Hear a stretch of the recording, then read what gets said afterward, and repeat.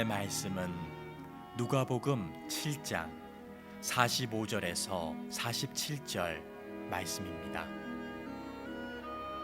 너는 내게 입맞추지 아니하였으되 그는 내가 들어올 때로부터 내 발에 입맞추기를 그치지 아니하였으며 너는 내 머리에 감람류도 붙지 아니하였으되 그는 향유를 내 발에 부었느니라.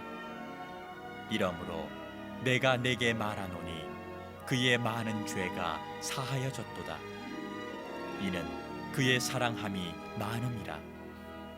사함을 받은 일이 적은 자는 적게 사랑하느니라. 아멘.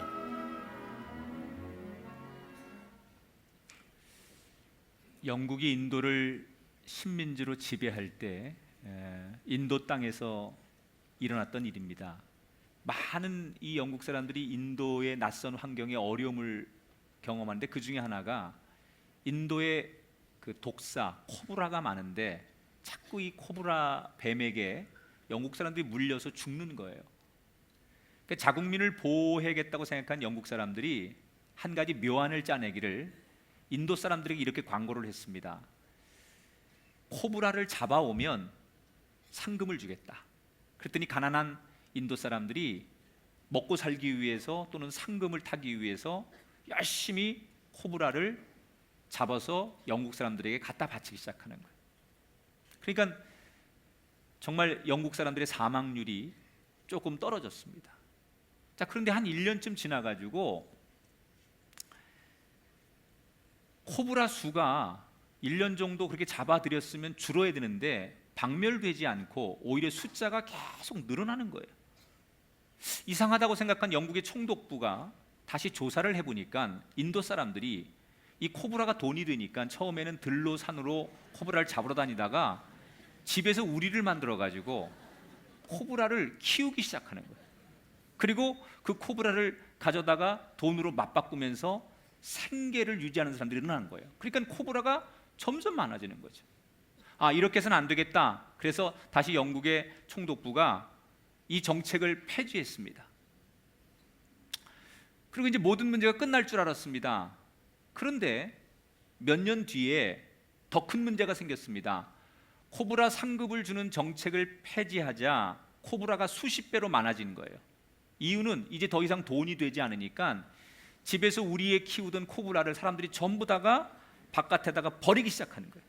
그러니까 이 코브라의 개체수가 급격하게 늘어나면서 정말 처음에 의도와는 다르게 너무나 많은 영국 사람들이 이 독사 코브라로 인해서 피해를 당하는 일들이 계속 생기게 되었다는 거죠. 처음에 의도와는 다른 결과를 만들어내는 이러한 일을 심리학에서 코브라 효과라고 부릅니다. 여러분, 우리가 인생을 살다 보면 때때로 이 코브라 효과를 경험할 때가 있어요. 우리는 행복하려고 열심히 일을 했는데 정말 행복해야지, 성공해야지, 그래서 열심히 일했는데 결과는 행복하기 위해서 일을 하는 그 과정 속에서 행복하지 못하고 스트레스를 받거나 병을 얻거나 불행해지는 요인을 만날 때가 있어요. 돈을 벌기 위해 노력했는데 내가 오히려 돈에 묶여 살 때가 있어요. 나는 자식을 위해서 한 일인데 결과는 자식을 망하게 하는 일이 돼버렸어요. 앞뒤가 바뀌고 주객이 전도되고 처음 의도와는 다른 일들이 우리 인생 속에 생겨요. 저는 오늘 여러분에게 이 예배를 드리면서 이런 축복을 합니다.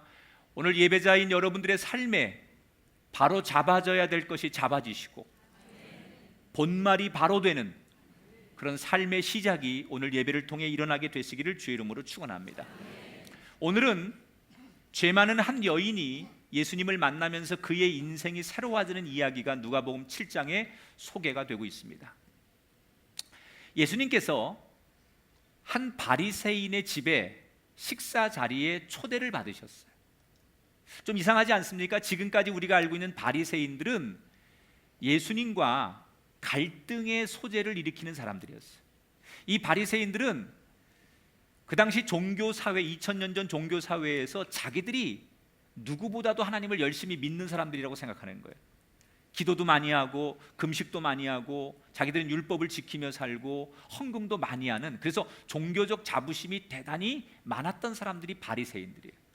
근데 예수님의 눈에는 그런 종교적 행위의 열심은 있지만 그 마음 속에 하나님의 자비와 용서와 사랑, 이런 것이 없는 그들의 겉과 속이 다른 것을 늘 질책하면서 이 바리새인들과 예수님은 늘 곳곳에서 충돌하게 되죠.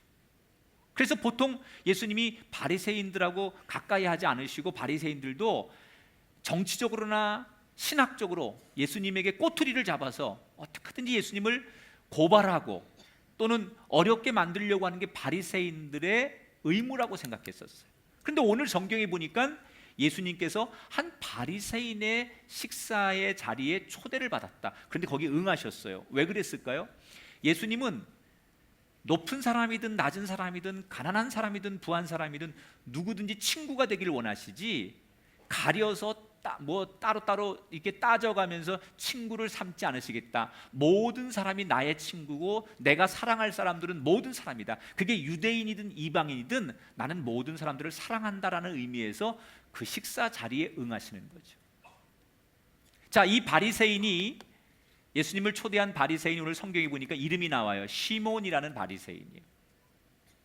보통 여러분, 우리가 누군가를 식사의 자리에 초대하면 아주 친밀하니까, 그리고 정말 교제를 하기 위해서, 그리고 식사를 초대한 사람을 예우하고 대우하는 게 보통 동서양의 식사의 에티켓이에요.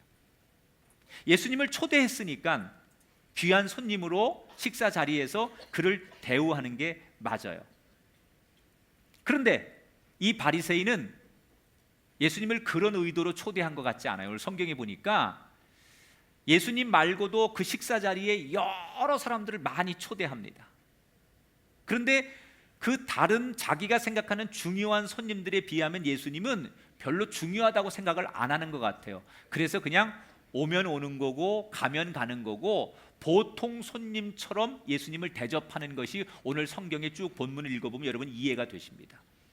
아무튼 예수님은 최고의 VIP로 초대되지는 않았어도 그 식사 자리에 가기로 약속을 해서 바리새인의 집에 도착을 해서 식사를 막 하고 있는 그 중에 깜짝 놀랄 만한 일이 식사 도중에 생기게 되죠. 그 식사하는 자리에 갑자기 초대받지 않은 불청객 한 사람이 뛰어들기 시작합니다. 여러분 생각해 보세요. 한참 초대받은 사람들끼리 멤버십을 가지고 식사를 하고 있는데 초대받지 않은 어떤 사람이 불쑥 들어와 가지고 식사 자리가 어색해지는 상황. 어떤 사람이 불청객으로 등장하느냐? 37절에 보니까 이렇게 써 있죠. 그 동네에 죄를 지은 한 여자가 있는데 예수께서 바리새인의 집에 앉아 계심을 알고 그랬어요. 자, 동네 사람들이 다 알아요. 저 여자가 죄 많은 여자.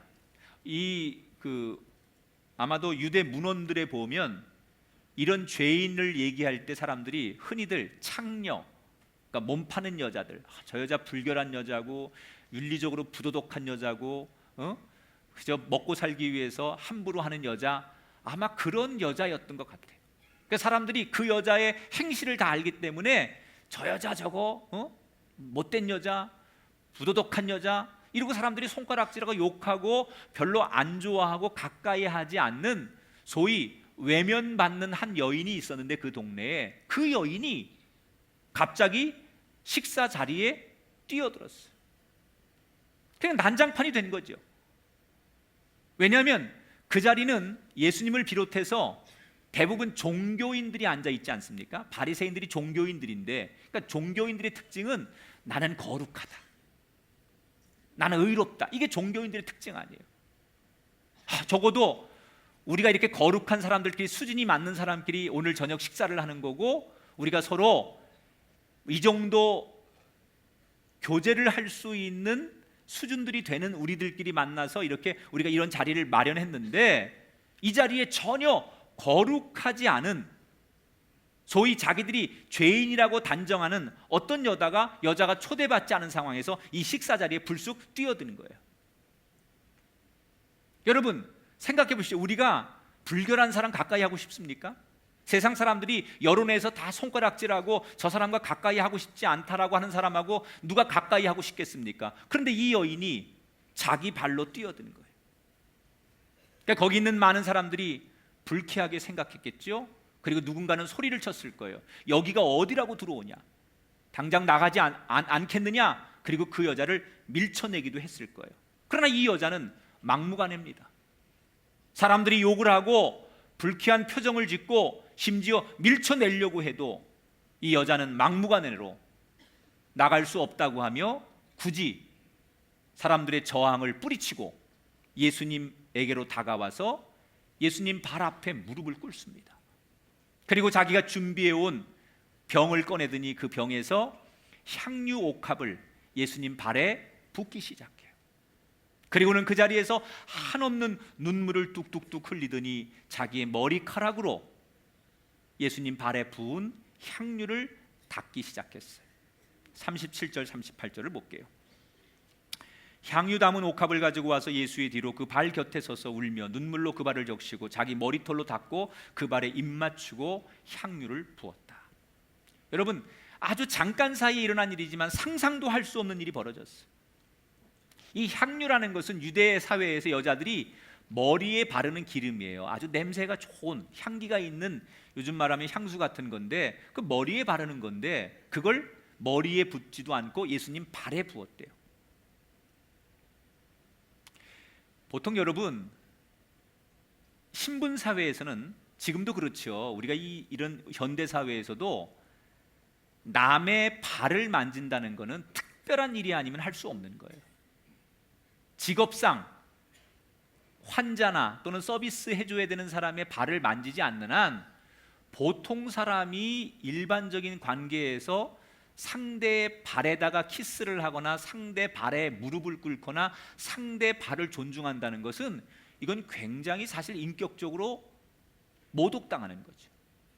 현대 사회에서도, 과거도 마찬가지예요. 신체 부위 중에 상대의 발을 만진다, 발 앞에 무릎을 꿇는다, 이것은 인간이 할 수 있는 최고의 복종을 말하는 거예요. 더군다나 2000년 전에 이 종교사회의 엄격한 유대사회에서는 율법에 여자가 다른 남자의 신체에 손을 대거나 특히 발에 손을 댔다는 것은 이건 굉장히 부도덕한 일이에요. 이걸 거기 있는 모든 사람들이 다 알고 있어요. 이 여자가 하는 일이 지금 해프닝이지만 불편하고 아주 부정한 일이라는 것을 모든 사람이 알고 있어요. 그래서 사람들이 놀라면서 뭐 하는 짓이냐고 이 여자를 꾸지람하지만 이 여자는 아랑곳하지 않고 자기가 하고자 하는 일을 계속해서 합니다. 자, 그런데 예수님이 이걸 몰랐을까요? 이 여자가 지금 자기 발을 만지고 자기 머리카락으로 자기 발을 닦아주고 이런 행위가 예수님에게 어떤 이미지로 비칠지 예수님 몰랐을까요? 예수님도 알고 있었어요. 흔히 남이 말하기 좋아하는 사람은 이런 일로 예수님이 어떤 여자하고 부정한 여자하고 스캔들이 있다, 이렇게 사람들이 소문을 내기 딱 좋은 케이스고요. 율법을 어겼다고 예수님을 고발하기 딱 좋은 케이스고요. 죄 많은 여자를 가까이 하는, 그렇고 그런 사람이라고 끼리끼리 논다고 예수님을 부도덕한 사람으로 몰아갈 수 있는 딱 좋은 상황이에요. 보통 사람은 나한테 불리하면 그 상황을 회피하고 싶어 하죠. 그런데 예수님은 지금 이 여자가 하고 있는 일이 나에게 어떤 결과로 올 걸 알면서도 뭐라고 말씀하느냐? 마가복음 14장 6절에 똑같은 본문이죠. 이렇게 말하시죠. 가만두어라. 너희가 어찌하여 그를 괴롭게 하느냐? 그가 내게 좋은 일을 하였느니라. 이 여자 보고 나가라고 하고 욕하지 말아라, 그냥 두어라, 이렇게 말해요. 그러니까 사람들이 뭐라고 수군거려요? 아니나 달라, 저 예수 세리와 죄인과 그런 사람들하고만 친구야. 그러니까 친구를 보면 그 사람을 아는데 끼리끼리 노는 거야 라고 사람들이 예수를 비난하기 시작해요. 34절에 보니까. 근데 여러분, 예수가 세리와 죄인의 친구로다라고 예수를 그렇게 비판하는 이 얘기가 사실 예수님의 본질이에요. 남들은 예수님을 흉보기 위해서 이 얘기를 하지만 사실 예수님의 복음의 내용을 확실하게 드러내는, 예수님의 정체성을 드러내는 가장 좋은 얘기가 뭐예요? 예수님은 이 땅에 죄인과 세리와 눈물을 흘려야 하는 인생과 남들에게 손가락질을 받고 소외당하는 인생, 초대받지 못한 불청객 같은 인생, 그런 사람들의 친구가 되기 위해 이 땅에 오셨다는 거예요. 여러분, 우리가 한 가지 이 본문을 통해 이런 생각을 한번 해봐야 돼요. 지금 오늘 우리 교회에서 예수님이 만나고 싶어하는 사람이 누굴까? 오늘 우리가 이렇게 수천 명의 예배를 드리고 있는데 예수님이 이 예배에 오셔서 정말 보고 싶어하고 대화하고 싶어하고 만나고 싶은 대상이 누구일까? 많은 사람들은 교회 안에서 교회 중심이 성직자나 거룩한 사람들이라고 생각해요. 정말 그럴까요? 오늘 본문에 보니까 바리새인들은 누구보다도 거룩했어요. 누구보다도 종교적이었어요. 그래서 자기들 정도 돼야만 예수님과 어울릴 수 있는 자격이 있다고 생각했습니다. 그런데 예수님의 생각은 달랐어요. 그 바리새인들, 거룩하다고 여겨지는 그 바리새인들, 정말 수준이 높다고 생각하는 그 종교인들, 그런 사람들을 예수님 만나고 싶었던 게 아니라 이렇게 초대받지 못한 불청객 같은 인생, 버림받고 사람들에게 손가락질 받고 어디에도 서 있을 수 없는 불안정한 불행한 여인, 예수님은 이런 여인을 만나고 싶어 했다는 거예요. 세상은 이런 사람을 부도덕한 여자라고 손가락질하고 죄인이라고 손가락질하지만 예수님은 우리가 손가락질하는 그런 사람의 친구가 되어주고 싶어 하신다는 거예요. 현대 교회가 잊고 있는 게 있어요. 우리 눈에 이 교회에 들어오면 안 되는 불청객이라고 생각하는 그 멸시받는 사람들이 사실은 예수님이 이 교회 안에서 만나고 싶은 사람들이라는 거예요. 우리의 기준으로, 우리의 눈높이로, 우리의 상식으로 저 사람은 나하고 수준이 안 맞아, 우리 교회 정도의 수준이 안 맞는 가난한 사람이고 지위도 없는 사람이고 저 사람 아픈 사람이고 집도 차도 없는 사람들이야. 그래서 저 사람들은 우리와 함께 어울릴 수 있는 수준과 형편이 안 돼 라고 생각하는, 우리가 단정지은 불청객이라고 생각하는 그 사람들. 그런데 예수님은 정작 우리보다 그 사람들을 만나고 싶어 한다는 거예요. 혹시 여러분, 나는 사람에게 환영받지 못해서 상처를 받으셨습니까? 내가 누군가로부터 인정받지 못해서 마음이 아프십니까? 내가 하고 있는 일이 좀 안 돼서 어깨를 펼 수 없고 고개를 들 수 없을 만큼 어려운 처지에 있으십니까? 부끄러워 숨고 싶고 누군가의 눈을 똑바로 쳐다볼 수 없어 땅을 쳐다보고 오늘도 교회를 나와야 하는 형편과 처지에 있으십니까? 기억하십시오. 사람들이 여러분을 외면해도 하나님은, 우리 예수님은 여러분을 만나고 싶어 합니다. 당당하게 사람의 눈은 쳐다보지 못할지라도 눈을 들어 예수님의 눈을 쳐다볼 수 있는 귀한 여러분 되시기를 주의 이름으로 축원합니다. 엄밀히 말하면 오늘 바리새인과 이 죄 많은 여인은 현대 교회의 두 종류의 성도를 표현하고 있다고 생각이 돼요. 사실 이 바리새인은 예수님을 평범한 손님으로 취급했다고 했잖아요. 그게 왜 그런 얘기를 하느냐? 보통 유대 사회에서는 아주 귀한 손님이 오면 주인이 문 앞에 나가서 손님을 맞이합니다. 그리고 제일 먼저 큰 양동이에다가 물을 떠서 손과 발을 씻도록 해요. 자기 하인을 시켜서 그 귀한 손님이 손과 발을 씻고 들어오도록 해요. 그리고 머리에 감람유라는 기름을 주어서 머리에 그것을 바르게 해요. 이게 이제 손님을 맞이하는 예법이에요. 귀한 손님일수록 그렇게 하는 것이 식사 에티켓이에요. 그런데 오늘 바리새인은 예수님에게 물을 떠서 손발을 씻도록 대접하지도 않았고 감람유로 머리에 기름을 바르도록 대접하지도 않았어요. 그 얘기는 무슨 얘기냐? 아마도 추측컨대 많은 사람들이 초대받았는데 거기에는 자기 기준으로 볼 때 예수님보다 자기가 더 존중이 높여야 될 정치인, 기업인, 사회적인 리더십이 있는 사람 또는 종교인, 이런 사람들이 있었던 것 같아요. 그래서 예수님보다는 그런 사람들한테 신경 쓰다 보니까 예수님은 자연스럽게 그런 사람에 비해서 귀한 손님의 명단에서 빠져나가게 되고 예수님을 귀한 손님으로 대접할 수 없었을 거라는 거예요.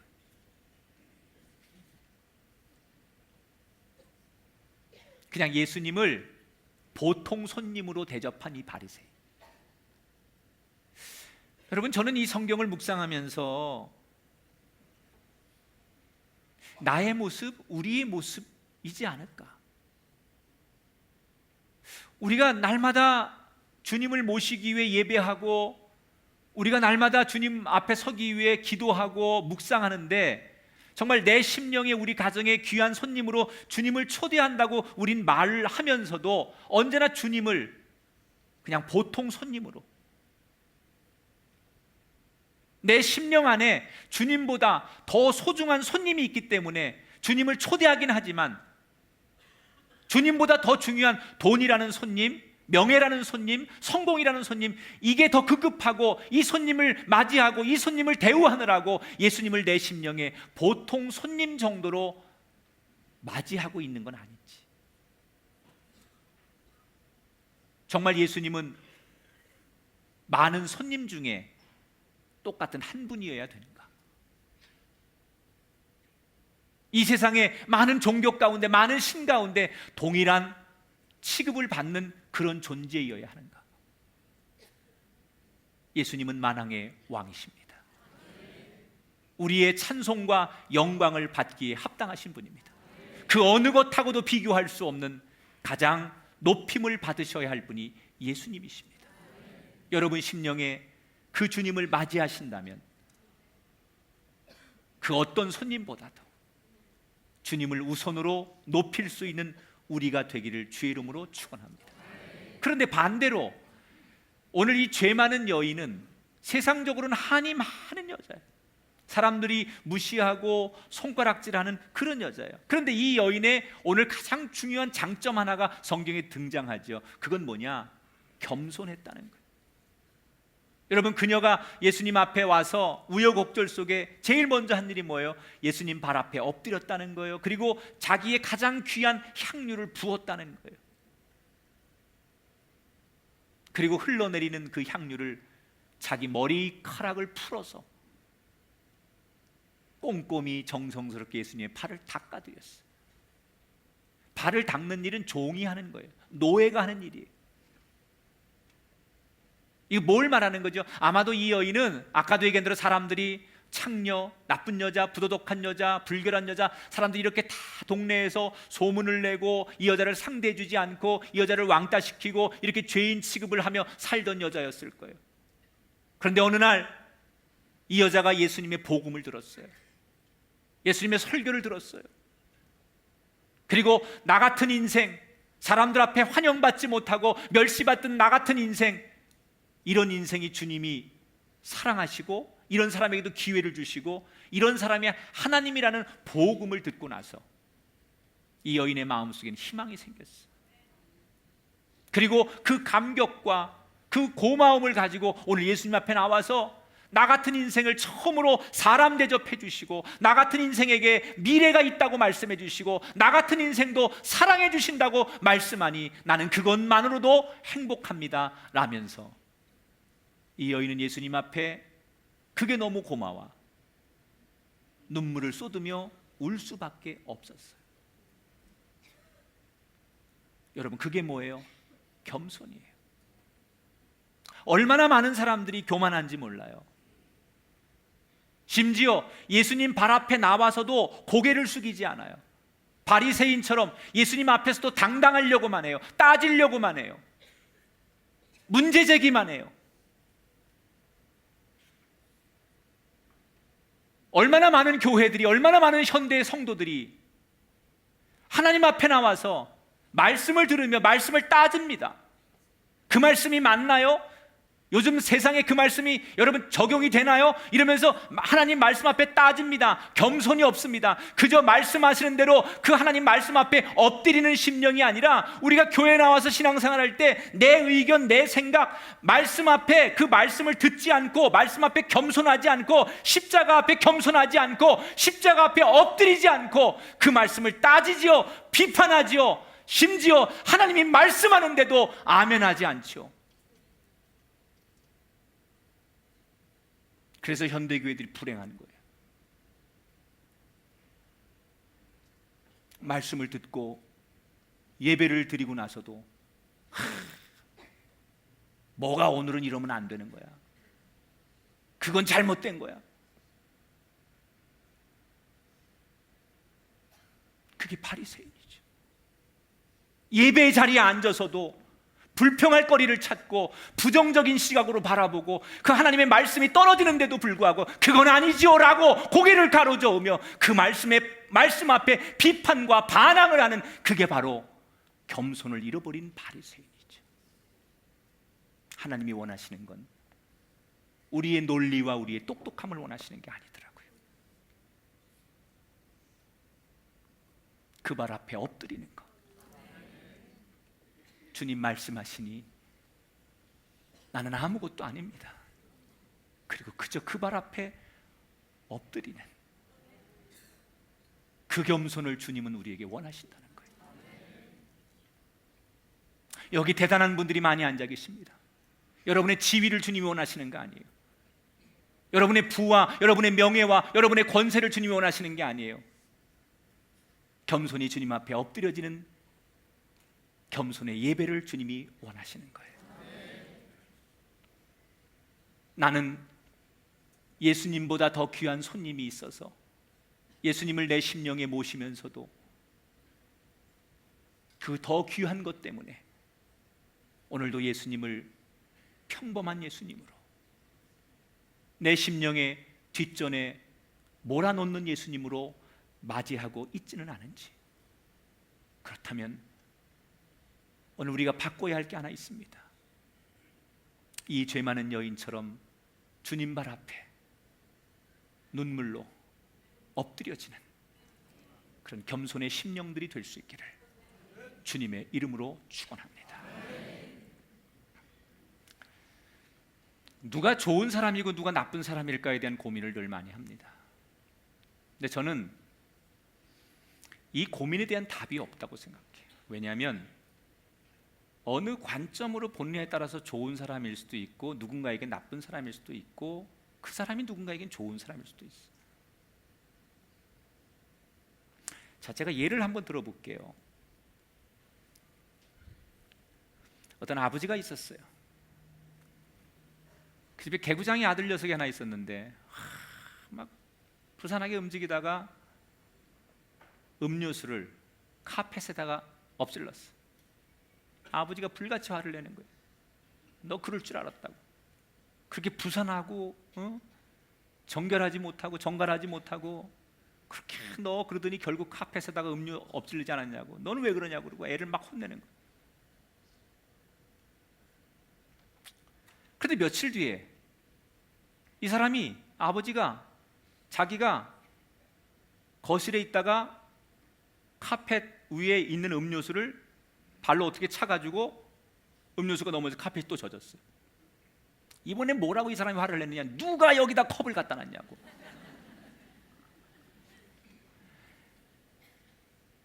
자기가 아닐 때는 다른 사람이 잘못이고 자기가 쏟았을 때도 다른 사람이 잘못이에요. 자기중심적인 거죠. 아주 이기적인 거죠. 만약에 이게 여러분 상대방의 관점에서 보기 시작하면, 내 관점이 아니라 상대의 관점으로 보기 시작하면 화를 낼 일이 아니에요. 대부분 인간들이 가지고 있는 갈등이나 싸움은 이 관점의 차이인 것 같아요. 내 관점으로 보니까, 내 마음으로 보니까, 내가 생각하는 감정의 눈으로 보니까 불편하고 섭섭하고 이해가 되지 않는 거예요. 여러분, 이 여인이 지금 예수님 식사 자리에 불쑥 들어왔을 때 사람들은 이 여인에 대해서 아무도 긍정의 메시지를 보내지 않아요. 왜 그런 줄 아십니까? 이 바리새인들은 지금 이 여인을 뭘로만 보느냐? 율법의 기준으로만 보는 거예요. 율법에 의하면 이런 행동을 하는 사람은 죄를 지은 거고, 그래서 이런 벌을 받아야 되고, 이렇게 부도덕하고 부정한 사람이라고 율법에 정해져 있으니까 그 율법의 눈으로만 이 여인을 보는 거예요. 부정하냐 정결하냐, 이것만 이원론적으로만 보는 거예요. 이 여자가 죄가 많은 사람이냐 죄가 없는 거냐, 오직 그 시선으로만 보는 거예요. 조금 다른 관점으로, 예수님이 바라본 그 자비함의 관점으로, 하나님이 바라본 용서의 관점으로. 그럼 예수님은 어떤 관점으로 본 거야? 이 여인을 율법으로 본 게 아니라 예수님이 바라보는 관점은 율법이라는 기준으로 보지 않고 용서라는 시각으로 보는 거예요. 자비라는 시각으로 보는 거예요. 여러분, 죄가 많아야 용서가 성립되는 거 아닙니까? 죄가 많아야 용서라는 게 극적인 게 아닙니까? 죄가 많아야 사랑이라는 게 드러나는 거 아닙니까? 똑같은 여자를 바라보는데 한쪽에서는 이 여자가 율법에 의해서 부도덕한 여자냐 정결한 여자냐, 오직 이 기준으로만 보는데, 또 한쪽에서 예수님은 무슨 눈으로 봐요? 사랑의 눈으로, 자비의 눈으로. 관점이 다른 거예요. 이 여인은 지금 사랑이 필요한 여인이에요.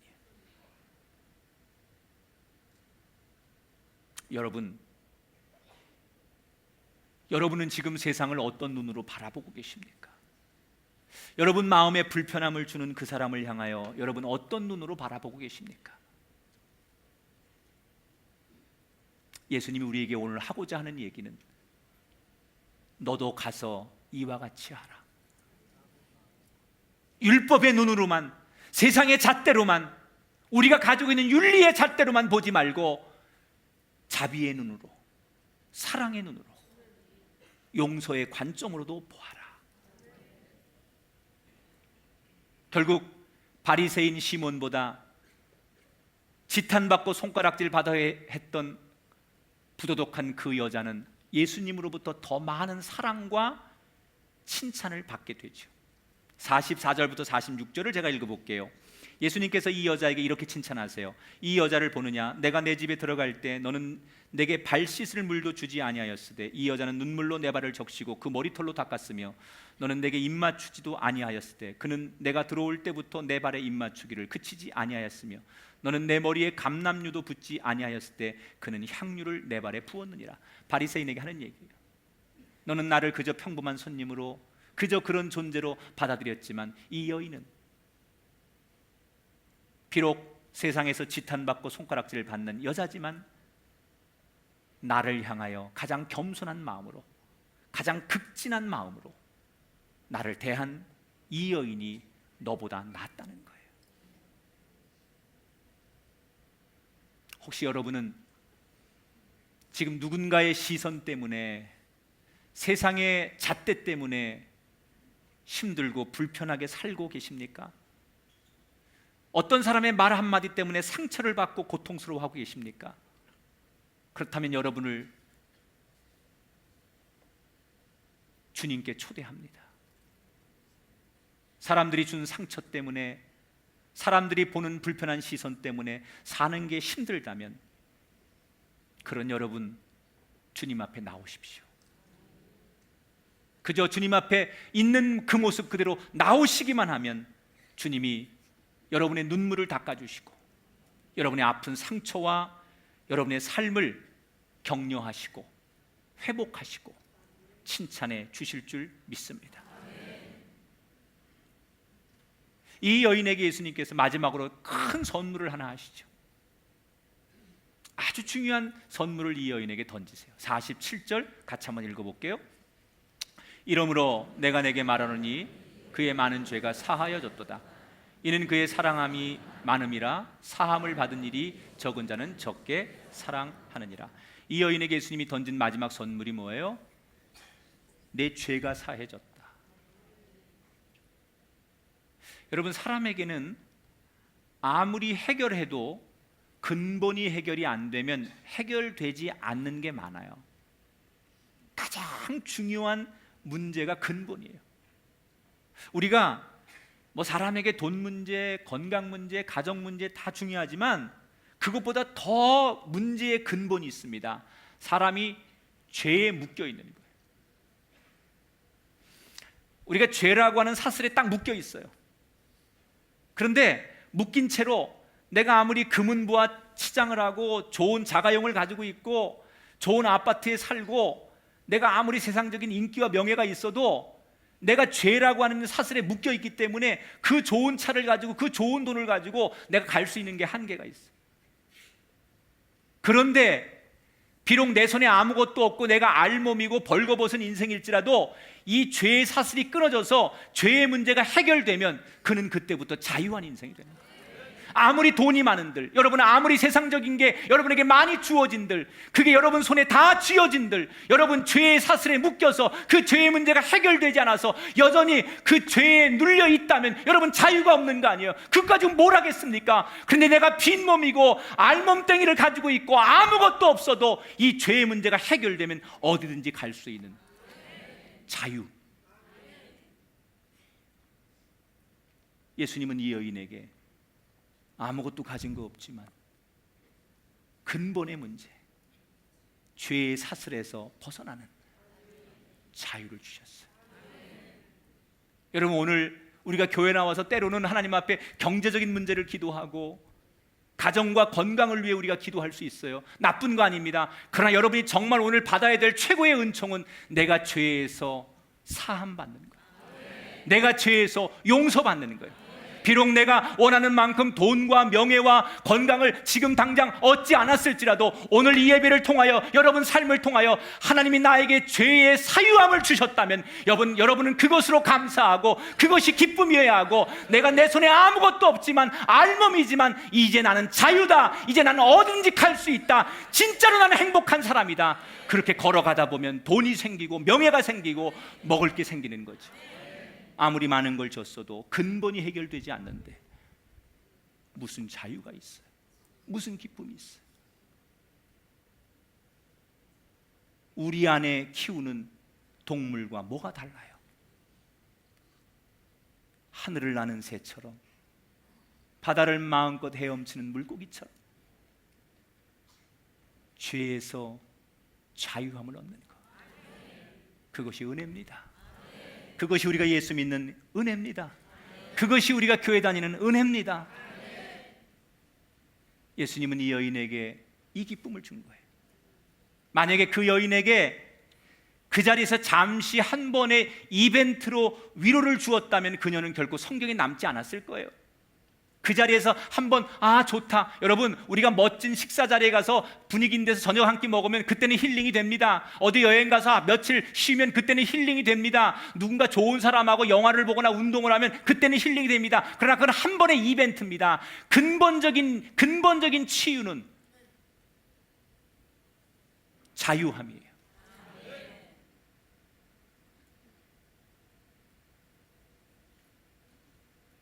누구에게도 줄 수 없는 최고의 선물을 예수님은 이 여인에게 주셨어요. 그리고 7장 50절에 예수님이 이 여인을 향하여 뒷모습을 향하여 이렇게 선언하시죠. 예수께서 여자에게 이르시되 내 믿음이 너를 구원하였으니 따라합시다. 평안히 가라. 한 번 더 평안히 가라. 할렐루야. 오늘 이 복음이 여러분에게 들려지게 되길 축복합니다. 얼마나 많은 사람들이 평안을 누리지 못하는지 몰라요. 얼마나 많은 사람들이 평안에 목말라 하는지 몰라요. 이 복음이 우리의 심령에 주의 음성으로 들려져서 평안히 가라. 정말로 이 선언과 함께 우리 인생이 오늘 이후로 평안히 걸어가시는 주님 사랑받는 거룩한 주의 자녀 되시기를 주의 이름으로 축원합니다.